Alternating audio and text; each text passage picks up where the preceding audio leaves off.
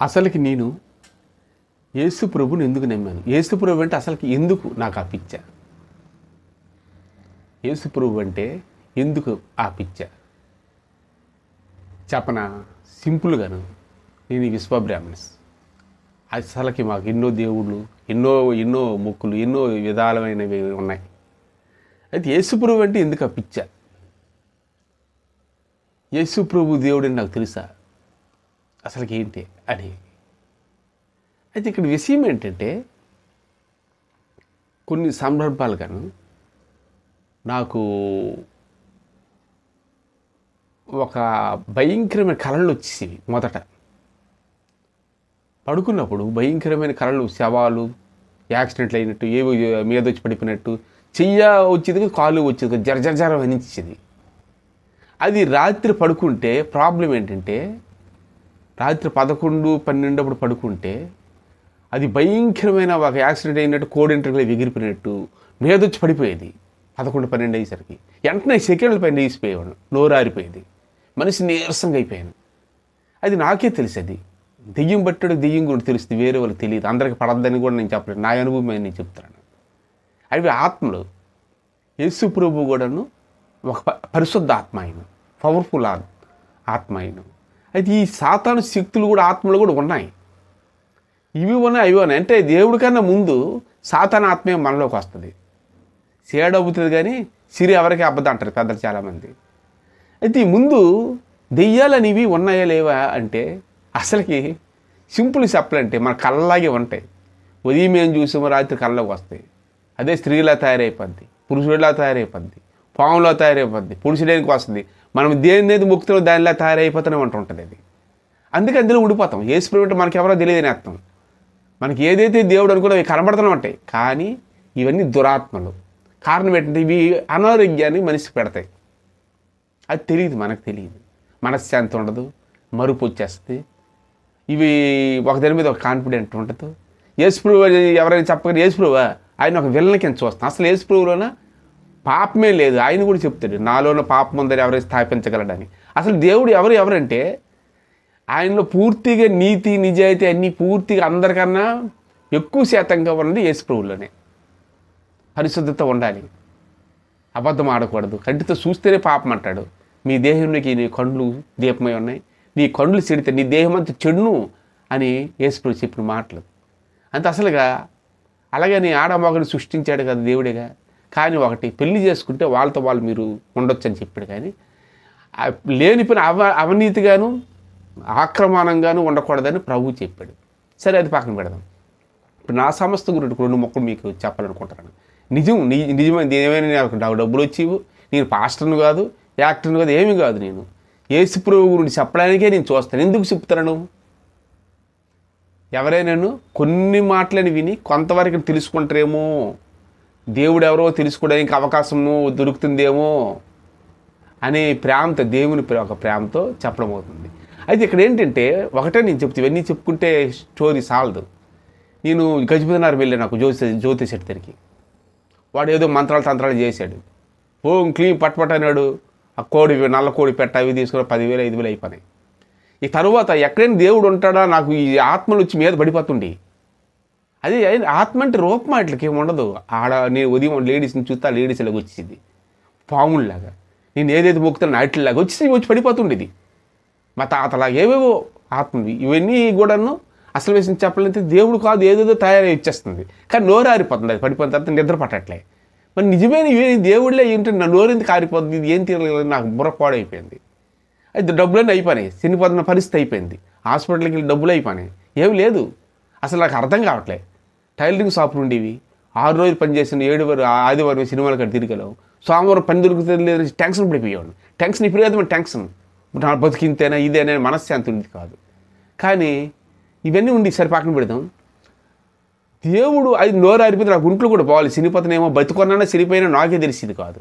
జీవంతమన్నా చనిపోయినా నాకు అర్థం కావట్లేదు కదా. నాకే అర్థమయ్యేది కాదు. విపరీతమైన కోపం, ఎక్కడ నొప్పి, అసలు శక్తి అనేది లేదు, జీవకళ అనేది లేదు. చనిపోయిన పరిస్థితి అయింది. అప్పుడు సుఖనే థియేటర్ దగ్గర ఒక ఆయన ముస్లిమ్స్ ప్రార్థన చేస్తున్నారు. చేసేటప్పుడు అక్కడికి వెళ్ళాను. ఆయన ఏం పెట్టాడు తెలియదు కానీ ఇలాగ తల మీద హల్లాని పెడతారనుకుంటా. పెట్టగానే ఇలా ఇలా సైడ్కి అది ఉసిలింది, మళ్ళీ వచ్చేసింది. సరే మనం ప్రార్థన చేస్తే ఆ దేవుడు ఏదైనా స్వస్థపరచవచ్చు. ఇలా పెట్టి లేదో వాక్యం చదివారు, పోయింది, మళ్ళీ వచ్చింది. సరే అని నేను తిరుగుతానండి, ఎక్కడ పెడితే అక్కడ జ్యోతిష్యుల దగ్గరికి వెళ్ళాను. అక్కడ గజపన్నారమో అక్కడన్నా పసుపు గీసు రాసాం, వసుకోములు పసుపు రాసుకోవడము, రోజు పసుపుతో నీడు కొత్త పెళ్లి కొడుకులాగా ఉన్నాడరా అనేవారు చాలామంది. కాదురండి నా బాధ నాది అనుకుంటున్నాను. నీరసంగా అయిపోయింది. భీములపట్నం మా అక్కగారు ఒక ఆయన ఉన్నది, ఆయన ఒకసారి రా అని తీసుకెళ్ళారు. అబ్రహం గారు ఆయన పేరు. ఆయన ఒక జడ్జి కోర్టులో పని, ఆయన రిటైర్ అయ్యారు, 60-70 సంవత్సరాలు ఉంటుంది. వెళ్ళి ఆయన దగ్గరికి వెళ్ళి నేను వెళ్ళాను. అయ్యా నువ్వెవరు, ఎక్కడి నుంచి వచ్చేది? విశాఖపట్నం అన్నాను. నీలో సాతాను వచ్చిపోతుంది అయ్యా అన్నాడు. నిజమే, నాకు గుండె గొడగొడమంటుంది ఆయన చూసేసరికి, ఒక మనిషిని చూసేసరికి. అంటే దేవుని ఆత్మ, పరిశుద్ధాత్మ యేసు నామంలో ఆయన ప్రార్థన చేస్తారు. చాలామంది దెయ్యాలు తీయడానికి ఆయన పాస్టర్ కుమ్మర ఈదని ఒకటి ఉంటుంది. ఇప్పుడు చనిపోయి ఉంటారు పాపం ఆయనకి అప్పుడే జడ్జి ఆయన ఒకటి రిటైర్ అయినారు. దెయ్యాల గురించి చాలామంది ఆయన దగ్గర తీయించుకోవడానికి వెళ్ళేవాడు. నాకు చెప్తే మా వాళ్ళు ఉన్నారు, నేను వెళ్ళా ఆయన దగ్గరికి. ఎలాగైనా గడగడ మనిపోయాను నేను. ఆయన ఇలా ప్రార్థన చేస్తే నాకు గుండు గుద్దేస్తుంది, సాతాను నాలో ఉన్నది అనమాట. ఆల్రెడీగా మనుషుల్లో ఉంటుంది అదే ట్యాంక్స్ అనగాను, దడదడమని గుండె అన్నట్టు నోరు ఆరిపోవడం, మనశ్శాంతి లేకపోవడం, మన మయ్యను మన పని చేయకపోవడం అనేది కూడా సాతానే. చాలామందికి తెలియదు. ఇది బీపీ అని, షుగర్ అని ఏమో అనుకుంటారు, వీళ్ళు నచ్చినట్టు ఎవడో చెప్తే అనుకుంటారు. కానీ సాతాను చీకటి చేతులు కూడా ఉన్నాయి. మతిమూలంగా ఉండడం, పిచ్చోలు అయిపోవడం, బట్టలు ఇప్పుకోవడం, ఇవన్నీ మయ్యాన్ని పనిచేయకే. సరే ఆయన ప్రార్థన చేస్తూ చెప్పాడు ఆయన, దెయ్యం వచ్చి పోతుంది అయ్యా నీలో, నువ్వే నమ్ముకోవాలి. ఆ బైబిల్ ఇచ్చాడు ఆయన నాకు. అప్పుడు ఆ బైబిల్ పట్టుకుని వచ్చి ఆయన ప్రార్థన చేసి పోయింది. 5 నిమిషాలు హ్యాపీగా ఉన్నాను నేను, సంతోషంగాను. వెంటనే ఇంటికి వచ్చేసాను. నాకు కొత్త తెలియదు కదా, యేసు ప్రభు అంటే అసలు నాకు తెలియదు. బ్లూ చిన్న బైబిల్ ఇచ్చాడు, అది పుస్తకం అనుకున్నాను, నేను పక్కన పడేసాను. ఈ సాతాన్లన్నీ కళ్ళని వచ్చేసి నిద్రలేదు, చనిపోయిన పరిస్థితి వచ్చేసింది. సరే ఒక రోజు నా మనసులో ఏమనిపించిందంటే, మా ఆవిడ చెప్పింది, ఈ బైబిల్ పెట్టుకోమన్నారు కదా పాస్టర్ గారు, నువ్వేం పడిస్తావు మొక్కలని. ఏంటి పుస్తకాలే కదా అన్నాను నేను. కాదు బైబిల్ అని అంటే, ఆ బ్లూది నా గుండె మీద పెట్టి పడుకున్నాను. ఆ వేళ పడుకోగానే ఇది కొన్ని వేల కిలోల బరువు అయిపోయింది. అది బైబిల్ కొత్త నిబంధన. అది చాలామంది ఉచితంగా పంచుతారు. కానీ అది జీవగ్రంథం, యేసు ప్రభువుల వాక్యం అంటే సాతాను భయపడింది. ఈలోపు ఈ భయంకరమైన కళ్ళు లేడీస్ లాగా, పాముల్లాగా కాళ్ళల్లో చుట్టి బాడీ అలా చుట్టేస్తున్నాయి. శ్మశానంలో పడిపోయినట్టు, ఎముకలు దుమ్ములు ఉంటాయి కదా, బోన్స్ కునుకులు అవన్నీ మీద వచ్చి పడిపోయినట్టు, సమాధిలోకి వెళ్ళిపోయినట్టు రకరకాల భయంకరమైన కళ్ళు వచ్చేసి మీద వచ్చి పడిపోతున్నాయి అవి. ఈ బైబిల్ మళ్ళీ గుండె మీద పెట్టాను. పెట్టగానే ఇవన్నీ కొన్ని వేల కిలోలు బరువు అయిపోయింది ఆ ఒక్క బైబిల్. అయిపోయినప్పుడు లాను ఇవి గోల పెడతాను, ఏడుస్తాను. బైబిల్కి దీనికి సంబంధం ఏంటి అనుకోనండి నేను అప్పుడు. అంటే ఈ బైబిలే వాక్యం. ఆది యందు వాక్యమును, వాక్యమే దేవుడై ఉండును, దేవుని వద్ద వాక్యమే ఉండును అన్న ఒక మాటే. దేవుడు యేసుప్రభు అంటే ఒక మాటే. హాయ్ అనుకోనండి నేను. చల్లగొంది అవేళ. మళ్ళీ 2వ రోజు బైబిల్ పెట్టాను. అవి నన్ను ఊపిపోయి నిద్రలాకను. మళ్ళీ 3వ రోజు అవి భయపడతాను, రావట్లేదు నాలో వచ్చి. వరే నువ్వు అక్కడ ఎందుకు పెట్టావురా అని మాట్లాడతాను. ఒకసారి వచ్చి పట్టాడతాను బైబిల్ పక్కన పెట్టిస్తే. నోరు మాట వినిపించట్లేదు, మాట్లాడదు అంటే వినిపించట్లేదు, అందరి సౌండ్ వినిపిస్తుంది, నోరు రావట్లే.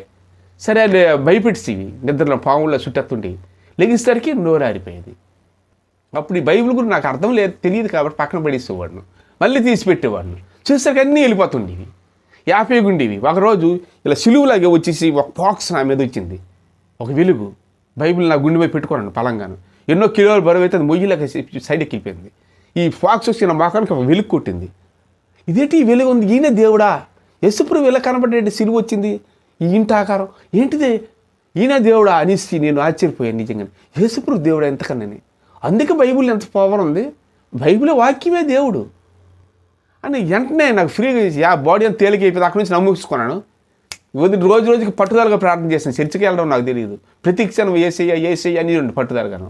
అప్పుడు ఒక ఆయన వచ్చి వైట్ బట్టలతో, నువ్వు పైకి వస్తావు, నువ్వే దెయ్యాలు తీయగలుగుతావు, ఓ ఇంకా పట్టుదలగా నువ్వు నమ్ము పైకి వస్తావు అన్నాడు. ఇదేంటే స్వప్నం వెలగొచ్చింది వాళ్ళకి చెప్పాను. క్రిస్టియన్స్ కొంతమందికి, బాబు యేసుప్రభు నీతో మాట్లాడా ప్రభు అని చెప్పారు వాళ్ళు. అప్పుడు యేసుప్రభు ఇలా మాట్లాడిన తర్వాత నాకు దేవుని పవర్లు కూడా కొన్ని వచ్చాయి, దెయ్యాలు తీసిన వరం కూడా ఇచ్చాడు. నువ్వే ఇంకోళ్ళ మీద చెయ్యితే దెయ్యం పోద్దని చేసి చూపించాడు నాకు ప్రభు. నేను ఇలా చెయ్యగా ఒక ఆమె పడిపోయింది. ఇలాగ కొత్త స్వస్థ లేని వాళ్ళు, కొద్ది దెయ్యాలతో ఉన్న వాళ్ళు గోల పెట్టేసేవాళ్ళు. ఇలాగ రకరకాలు ఈ దెయ్యాల గురించి ఇంకొకసారి చెప్తాను నేను. దెయ్యాలు తీయడానికి చాలా దగ్గర కుర్రోడు నువ్వు ఒక 20-18 ఉంటాయి.